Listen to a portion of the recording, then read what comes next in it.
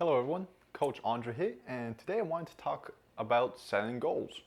Setting goals 101, actually. So the basics, but it's something that we all should be doing. Okay, a lot of us forget to do it, right? We have it somewhere in the back of our heads, right? We know, okay, this is what we're aiming for, but we don't always write it down, break it down, and try and set up the steps that we need in order to achieve the goal. So today I just wanted to go over two different principles. One is sort of how goals should look like, and then how can we make that goal realistic and actually attainable for us. The SMART principle. I'm sure most of you have seen this acronym before, right? You probably learned it maybe in high school, maybe at some kind of business conference, right? But this is a great way to make sure that your goal is specific, measurable, right? Attainable, realistic, and time oriented.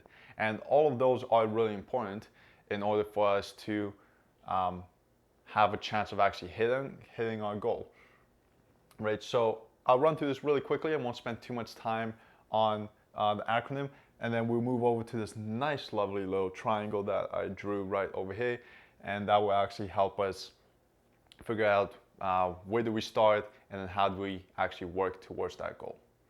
So as soon as you get a goal, okay, and this could be for any personal goal, it could be a business one, it could be a fitness one, it could be a weight loss, right? Whichever goal it is, okay. Main thing is make sure you write it down, okay. You could write it down in a notebook. You could even like write it on your wall, on a whiteboard, right?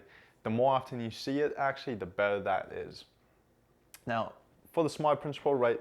First things first, the goal has to be specific, okay? It shouldn't just be, I want to look good, okay? Or I want to lose weight, or I want a really successful business, okay?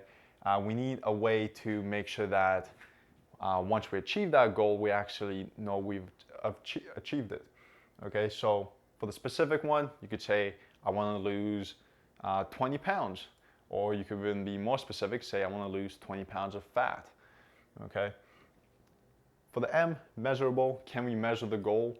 And that is, can we pretty much know when we have achieved it? Okay, so if we're sticking with the, I want to lose 20 pounds of fat, if we have a way of measuring fat, then yeah, okay, right, we can measure, we can use a handheld device, we can get, dunked in water. If you just say, I want to look good, that's very subjective, that's very hard to measure, right? That might not be the best goal then. Okay, so we want a way to measure it so that we know where we are starting and when do we finish. Next one is it attainable? Okay, and that's sort of, is it possible for you to actually achieve this goal? Okay, that might be based on lots of different factors. It might be if you have the skills or the talent to possibly achieve this, or do you have the support network? If for me, I want to deadlift 1,000 pounds, it's not going to happen, sadly. It would be nice, but right, that would not be attainable. But if I want to say I want to increase my deadlift by 50 pounds or 100 pounds, something like that, that is definitely attainable, and that's something that I could shoot for.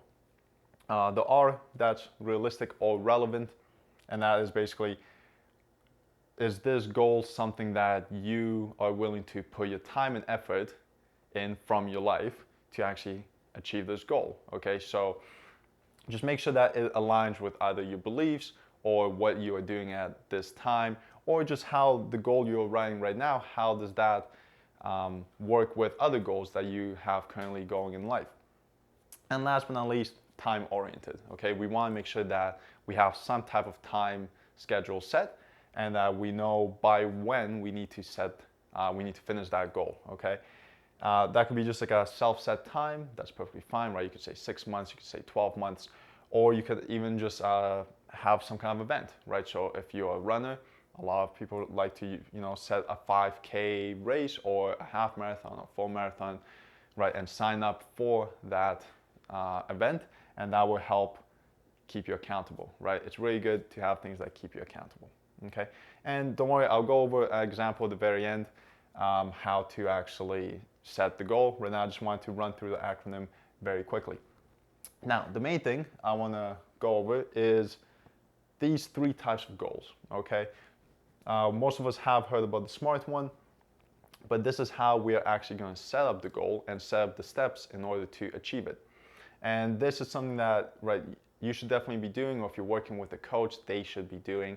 Right now, we are doing like the whole COVID-19 pandemic here, so goals might have changed, right? And we might have to move some goals around. That's perfectly fine. That's one reason I am doing this video, because I know a lot of people will be switching some things over, right? Once the gyms open up, to again make the goal that they had realistic and attainable, because the time that they might have had set might have sort of gotten destroyed when all the gyms shut down for a bit. So again, right, goals, as you know, as I'm saying all that, right, goals could be changed. Okay, it's really nice to have them down and, you know, written, something to shoot for, but things do happen in life, and sometimes we have to make changes, because we always want to have a goal that we could complete, right? It has to be attainable, right? If something happens and all of a sudden the goal is not attainable, you don't want to just keep working towards that anyway. Make adjustments so that there's another goal that now you could hit and, you know, feel successful, succeed in something, and yeah, make changes if needed. Let's go over the main part, which is this triangle and 3 different types of goals. Okay, we have the outcome goal, we have the performance goals, and then the process goals. Okay, whenever we're saying any one of these, okay, first thing I want to mention is they should all be SMART goals. Okay, doesn't matter if it's the outcome, the performance, the process. Okay, they should all be specific, attainable, time oriented. Okay, that is a must, no matter, you know, what goal you are setting. The outcome goal, okay, that's the big one. Okay, that's the dream that you have. It might be 12 months from now, it could be 3 years from now, right? If you are an Olympic athlete, right, you might be competing every 4 years, right? So if you want to win an Olympic medal, that could be 4 years away, okay? If you are starting up a business, it could be 10 years away, okay? And that is perfectly fine. That's just the big one that we are going to shoot for. And one thing I do want to really mention about this one is the outcome goal isn't always something that you could control, okay? It's something that we could shoot for, but if I'm sticking with the athlete example, right, no matter how hard you work, no matter how fast, how strong you are, and you hit your goals leading up to the outcome goal, you might not win the gold medal, okay? There might be another athlete that just outperforms you. That's perfectly fine, right? If you're running a business and you want to be the most successful business in the country, you can do everything right, you can hit all the goals that you have set, another business might still beat you in that, okay? So we can't always control the outcome goals, but it's just something that we are always working towards, okay? The other thing I usually recommend for people to do is, because this goal could be so long term, right? It could be 12 months or longer. It's a good idea to always break it down, okay? If we're doing a 12-month goal, set one for 6 months, set one for 3 months, okay? Just other steps that, again, we could work towards, and then when we hit them, we could cross them off and say, okay, I did this, now what do I do to move on to the next step? And that will also allow us to make any adjustments if need be, if, you know, something's running off of track. And again, that's perfectly fine, right? We could make adjustments.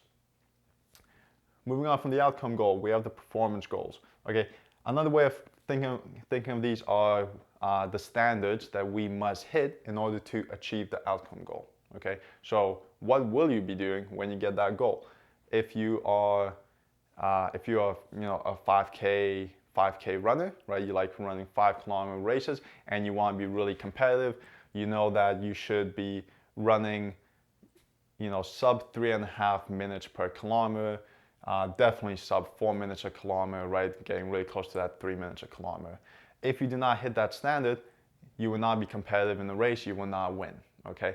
Now, if you do achieve the goal that you set, it doesn't mean that you will still win the outcome goal. There might be someone that is faster than you, but that is a standard, right, that we need to have. You can also look at your technique, right? What kind of technique do you need in order to run quickly, right? So you might have to focus on your foot strike. That could be another performance goal. If you're moving on to like a business side, right? If you have a certain revenue that you want to make, right? So your outcome goal is, okay, I want to make this much money annually at the end of 12 months. Now, Your with all those performance goal examples might being be said, how many you might also sales have noticed that that you need usually to we hit only have every one single outcome month. goal, okay? But we might need several performance goals in order to hit that outcome goal, okay? So if using the business example, we want to be the most successful business in the country, and if we're making very specific how much revenue we want to make, and break it down into all those steps, right? With the performance goals, you might be looking at how many phone calls people are making, how much sales are being completed, right? You could really break that down into different standards that when those standards add up, equal the outcome goal. If we're looking at weight loss one, right, I work with a lot of people that are focusing on trying to lose weight. For the performance goals, they could look at how much activity they need to be doing once they weigh, let's say, the 50 pounds less now, or how much calories they should be intaking per day once they hit their goal, okay? Now, that's not something that, they're gonna go straight away into doing, right? They don't have to cut their calories down by 2,000 instantly, but by the time they hit the outcome goal, they should be doing all of these performance goals, okay? Now, moving further down, the process goals. These are the most important ones, okay? These are the ones that, you do in the trenches. They build the pyramid, but no one actually sees at the very end. And these are the behaviors and the habits that we build that allow us to develop and reach the standards that we must set in order to achieve the outcome goal at the very top. And these are the very short-term ones, okay? So they could be what you are doing daily, what you're doing weekly, sometimes monthly, really depending on what type of goals you're setting. And they could be really simple, like this week I'm going to do 3 days a week of cardio, or today I am going to eat vegetables with every single meal, or I'm going to increase my protein to 100 grams per day, right? The process goals, those are the very short-term ones. Performance goals, again, you could set multiple ones, and I would suggest setting different ones for different, short, medium, long-term of the outcome goals. Okay, so we're breaking the outcome goals down into 12 months, 6 months, and 3 months. You will want to set different performance goals for each of those time periods. Okay, so what kind of standards do you want to have at 3 months? What kind of standards do you want at 6 months? And then what standards do you finally need at the very end to accomplish your goal? Okay, now let's quickly wrap this up by just doing a very simple example, just to make sure that we have a pretty good understanding of this. Again, I'm just going to use a weight loss one because I know a lot of people are interested in losing weight. And here we go, let's do it. So outcome goal, we're going to be very specific, measurable. We are going to say that I want to lose 20 pounds of fat by the end of the year, well, let's say in 12 months, okay? Now, unless you are, really, really lean, losing 20 pounds of fat, right? If you're overweight by 20 pounds of fat, that is definitely attainable in 12 months. Can we measure it? Yes, we have devices and tools to measure how much body fat we are losing. Is it specific? Yes, it's specific. It's hitting everything. We're saying fat. We have a weight that we want to lose, and then time-oriented, we set the 12 months, okay? So we have a time that we are trying to hit. Now, we're going to break that down, okay? How are we going to achieve this, right? Outcome goal, there we go, we have it, right? 20 pounds of fat in 12 months. The performance goals, what am I going to be doing pretty much when I hit that goal? So I'm just going to say I will be doing 5 days a week of exercise, 3 days a week of resistance training with a personal trainer, and 2 days a week of some type of cardio training. In addition, I would say that my daily calorie balance will be 2,000 calories a day. Okay, so let's say I'm eating 3,000 calories and then I'm burning off 1,000 calories through exercise in the day. Okay, so those are my performance standards at the very end.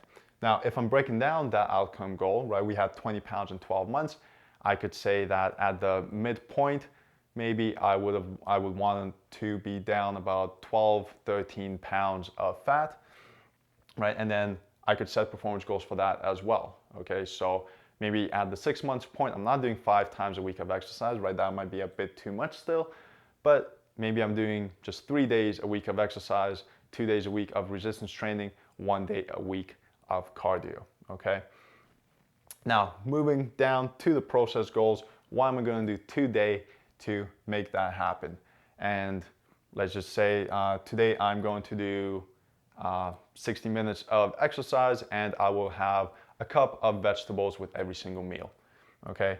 Again, these could be daily, or you can make them even weekly. You could just say, this week I'm going to do 200 minutes of physical activity. I'm going to fit in 3 workout sessions and have protein with every single meal, okay? Lots of different options with that, right? It's always up to you to either sit down, figure them out by yourself, or working with your coach, figure out what is attainable at the time, and then slowly build up until you get that final outcome goal. Anyways, guys, I hope this was interesting. I hope it was a bit educational, right? As always, if you have any questions, post them in the comments below. Give me a like. Let me know if you have any ideas for future videos, right? I'm just here to try and give you guys some education, right? Let you know what's the best thing to do in order to achieve your goals. And yeah, till next time.